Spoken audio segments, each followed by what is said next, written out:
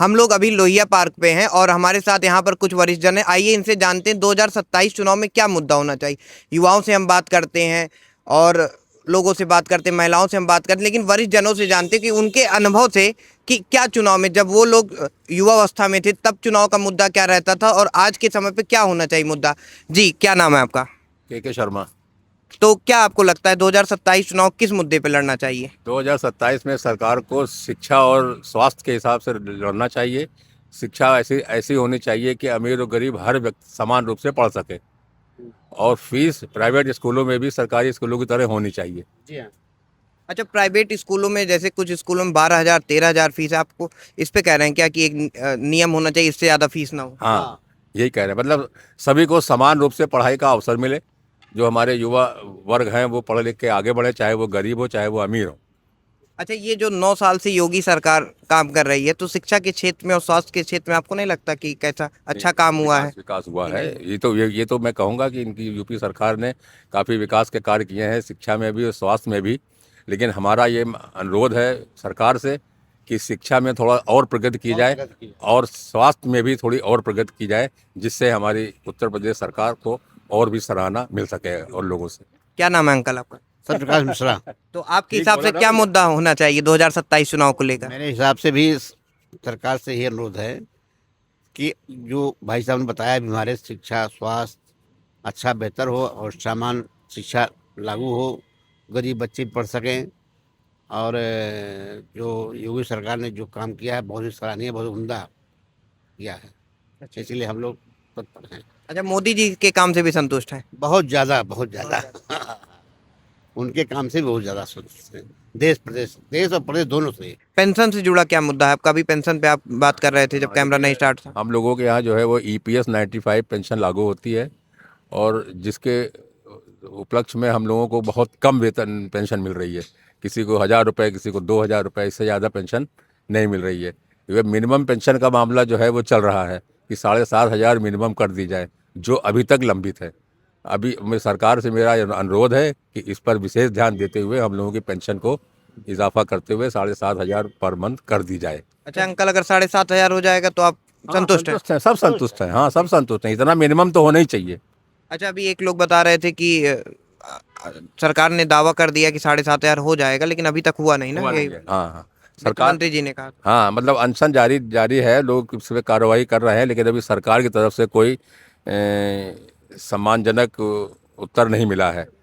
केंद्र सरकार से आपकी मांग? हाँ, केंद्र सरकार से अभी कोई सम्मानजनक उत्तर नहीं मिला है, जिसके विरोध में हमारे कार्यकर्ता लोग इसमें लगे हुए हैं, और अभी तक इस पर कोई कार्रवाई होनी नहीं हो पाई है। बस। क्या नाम है अंकल आपका? मेरा नाम रामराज राम है। तो आप इस सरकार के काम से संतुष्ट हैं 9 साल से जो योगी काम से सरकार? संतुष्ट है। सरकार हमारी पूर्वांचल में खूब सड़क बनाई। जी हाँ, पूर्वांचल में सड़कों का जाल बिछा दिया है, लेकिन हमारे जो युवा वर्ग हैं इनके लिए रोजगार नहीं मिला, और महंगाई जो है ये भी बढ़ती जा रही है। इस पर सरकार को ध्यान देना चाहिए। अच्छा अंकल, तो फिर आपको क्या लगता है 2027 चुनाव आने वाला, 1 ही साल बचा है, तो क्या मुद्दा होना चाहिए? महंगाई, रोजगार या स्वास्थ्य, क्या मुद्दा होना ये चाहिए? सारे मुद्दे होने चाहिए। ये सारे मुद्दे जो आप बताएं सभी होने चाहिए, जो हम लोगों ने बताया अभी, ये सारे मुद्दे होने चाहिए। अच्छा, आपको लगता है इस मुद्दे पे जनता वोट देती है कि अभी भी धार्मिक मुद्दे पे या जाति देख के ही वोट दिया जाता है? आपको क्या लगता है इस पे? देखो भैया, जब चुनाव आता है तो जाति मुद्दा अपने आप नेता लोग बना देते हैं, समझ गए।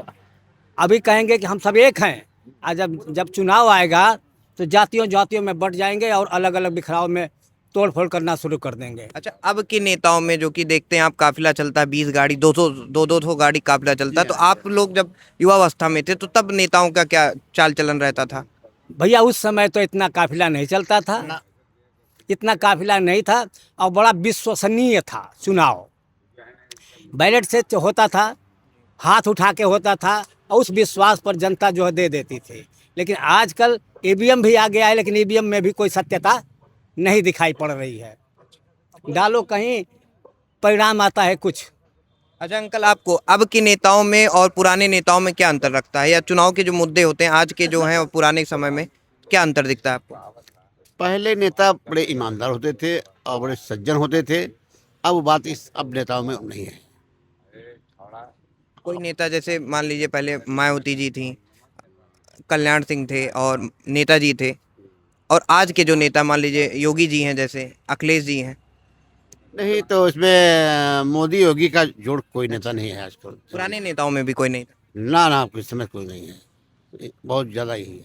अच्छा। हाँ, इनका कार्यशैली बहुत ही अच्छा है और जनता बहुत खुश है, ये वादा वादा करते हैं।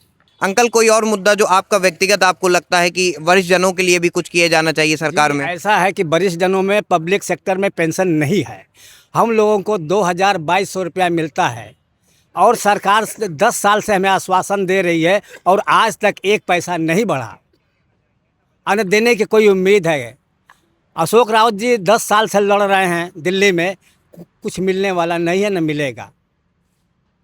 यही है। नहीं देंगे कुछ, अब मोदी कुछ नहीं देंगे। अच्छा। हाँ, साला जो है सब अडानी वडानी के सब पेड़ दी थी हम लोगों का। दूसरी चीज़ कि हमारा एचएल इतने नवरत्नों में था, आज हमारे एचएल के अंदर 400 संविदा कर्मी हैं, उनकी छटाई हो रही है, 4 साल के लिए लिया गया। और क्या वो जहाज उड़ाएंगे और क्या काम करेंगे? इसलिए हमारी उस एचएल की जो संस्था है उसको कम से कम सरकार ध्यान दे उसके ऊपर। हम एचएल से रिटायर्ड हैं, तो एचएल की संस्था इतनी बढ़िया थी कि हमारे 5000 एम्प्लाई थे और कम से कम 3000 रुपये 3000 ये आपके कैजुअल थे। इतने लोगों का भरण पोषण हुआ और सबके बच्चे पढ़े लिखे शिक्षित हुए और रोजगार में लगे। ये कांग्रेस की देन थी कि जो कांग्रेस ने हमारे एचएल को ले आया और इतने लोगों को बसाया। सब बेच खाए। और आज जो है हमारी एचएल की बड़ी बुरी दशा है। यही हम कहना चाहेंगे कि उसमें लड़कों का भविष्य नहीं दिखाई दे रहा। अच्छा अंकल, आप कह रहे हैं 2000 रुपए पेंशन मिलेगी? जी। 3000 2000 की 2000 हम लोग को आपकी मिलती क्या है। मांग कितनी हो जाए कि 2000 में तो कुछ नहीं सरकार चलता जो होगा? है 7.5 3-4 सरकार 7,500 रुपया देने के लिए बोली है, लेकिन एक पैसा भी अब तक कुछ पता नहीं चला। कब बात हुई थी 7,500? ये 7,500 हमारे वित्त मंत्री जी ने उनको घोषणा किया और कई नेताओं ने एक किया, लेकिन ये मामला है ईपीएफओ का। अच्छा।